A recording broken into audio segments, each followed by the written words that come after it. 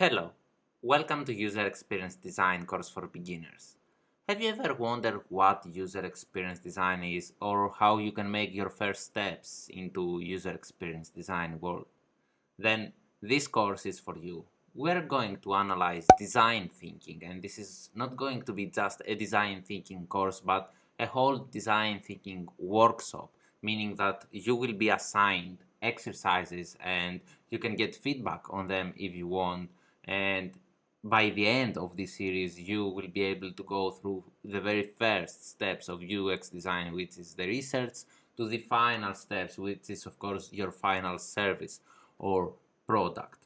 So make sure you watch this video till the end, because in the end I'm going to show you how you can subscribe for that workshop, which is going to be on the YouTube totally for free, but those who will subscribe, they will be assigned exercises and they can follow along with the videos and getting feedback. If you are a more experienced UX designer, I will still love to hear from you and have your feedback about this design thinking course for beginners in the UX design.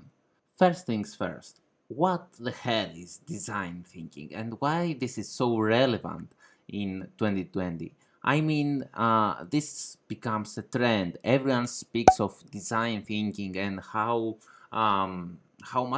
many things you can accomplish with it, and almost any successful company nowadays follow some sort of design thinking methodology, and this is why actually you have to focus on it and learn what it is.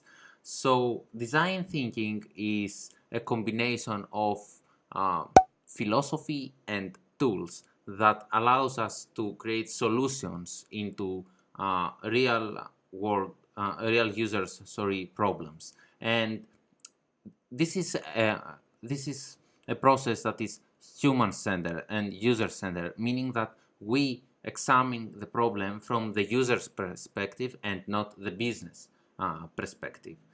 So a problem could be how to design an experience in order to allow users to book more easily an apartment in a booking website, or a flight in a flights company website, and much more that we are going to analyze in the continuation.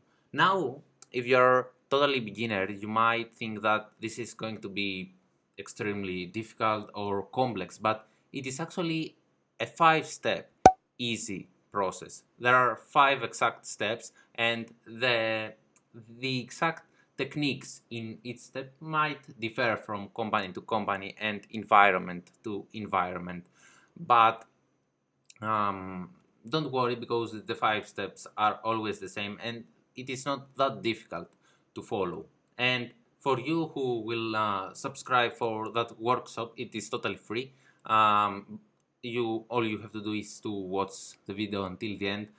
You're going to get feedback from me and maybe other seniors in the field, and you're going to see how easy it is for you, even if you have ever done it before, to follow the design thinking process.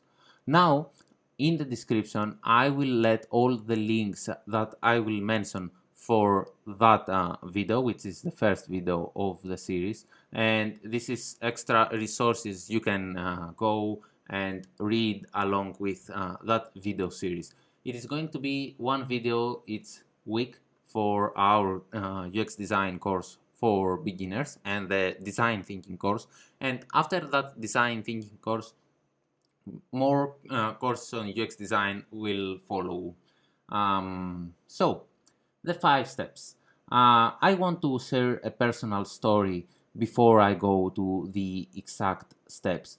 I'm a Hellenic Air Force officer, but I decided to follow a career change when I realized that UX design is actually a way to create solutions to any kind of problem, and especially even to real life problems.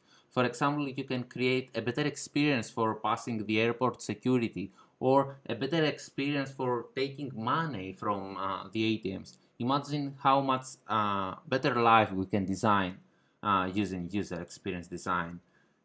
That was the main reason. I loved UX design and I followed with my heart. And the way I managed to reach where I am and learn so many things was through Career Foundry's UX design course. And this is a course that will take up from 6 to 12 months according to your pace, and I highly recommend it because I will share my experience. In the end, when you are going to have your online portfolio, because I was a freelancer web developer before, I was able to create a website, but you can have a portfolio on other platforms like Behance, or even get a freelancer to create a portfolio for you. The feedback I was getting from the companies was that if you even tell us that you are a senior in the field, I mean, even with one project, we will still believe you, because in the end you are going to have such a strong portfolio. And the other important thing about Career Foundry is that it provides you two seniors along the whole course, one coach and one mentor, because you will be assigning their exercises as well in order to get to the next chapter. And you will do Skype calls with them, and you're going to take so much experience from them. You're not getting that from anywhere else. So if you are more serious in UX design and you're dedicated to follow a career change, I highly recommend it. I included an affiliate link below.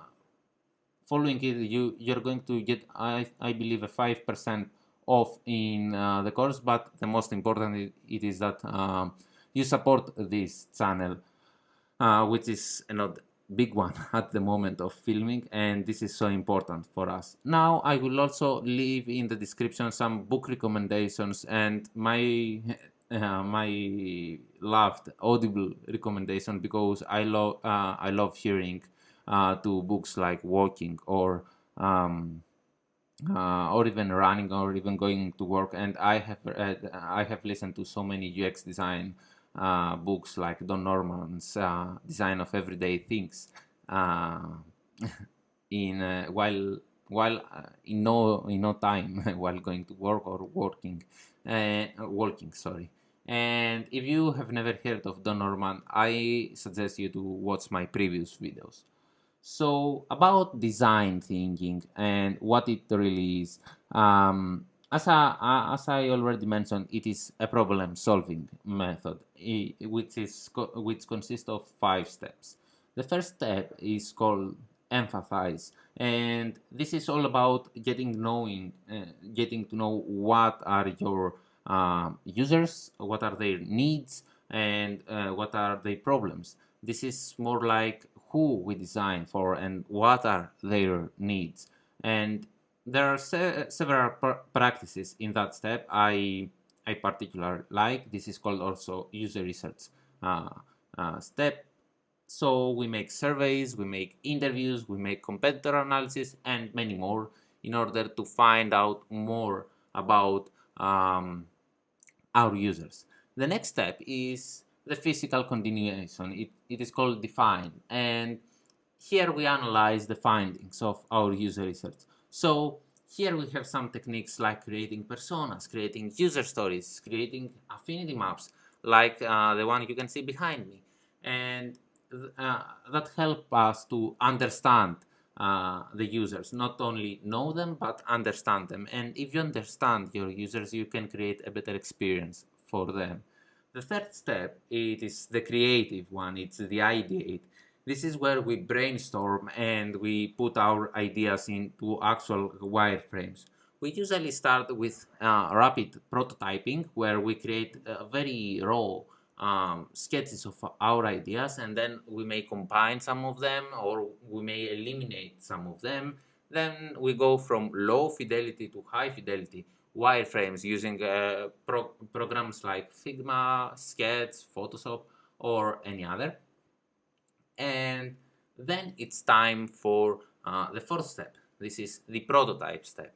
So prototypes are samples of the final product or application that they are going to be tested with real users. And again, here we make use of several programs like InVision most of the times, but there are much more prototyping programs which actually allow you to connect all the wireframes you have.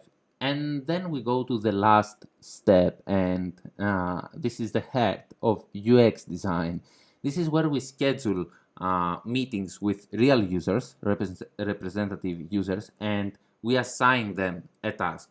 So let's go back on the booking example. Let's say that we have created an application for booking apartments, like Airbnb, and our goal is to assign a task to the users, and let's say we tell them to book an apartment in a specific area. So they have to do some steps like put the exact area in the search terms or in the filters, and then follow the booking process. And we observe how easy or difficult it is for them to complete the whole task, and where we can improve our design, and what we did well and what we didn't do well. So this is very important because what we achieve with that is that we earn time by avoiding to develop something that it is not truly understood by the users, or it's not working as we would like to work. And currently, recent survey shows that UX design can earn up to 40% of the development time to a company. Imagine if you were a company owner and someone could tell you that I can give you back the 40% of the working hours you spent designing the product. How valuable would that be for your business? This is why UX design has so much growth in 2020, and all of the successful companies like Apple, like Amazon, like Netflix support UX design and have very big UX design teams in their business. So that was a very quick overview of UX design and design thinking process. And now, following the link on the video, you can subscribe for the design thinking workshop. I want to mention again, this is going to be totally free. You are just going to get email notifications, and you can get feedback on the exercises that I will going to assign you. About the exercise, it is going to be a simple reading vocabulary app that we are going to design from the very first step, the user research, to the final, the test step, the step number 5.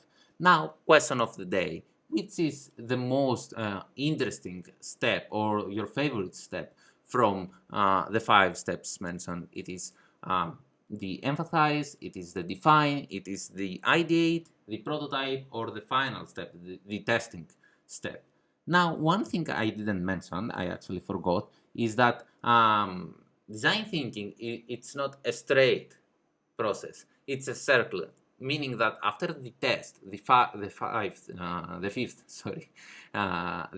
step, you're going back to redesigning the app and redesigning your prototype, and then you go for a second round of usability test, and you may need to redesign again the process and go through all that process again until you have the best result. And this is why it is so great. It's not a linear process. So thank you for watching. Please consider support the channel by going for further reading, either in the Career Founders course or in the books I recommend. But anyway, I look forward to hear of your comments, and see you in the next video.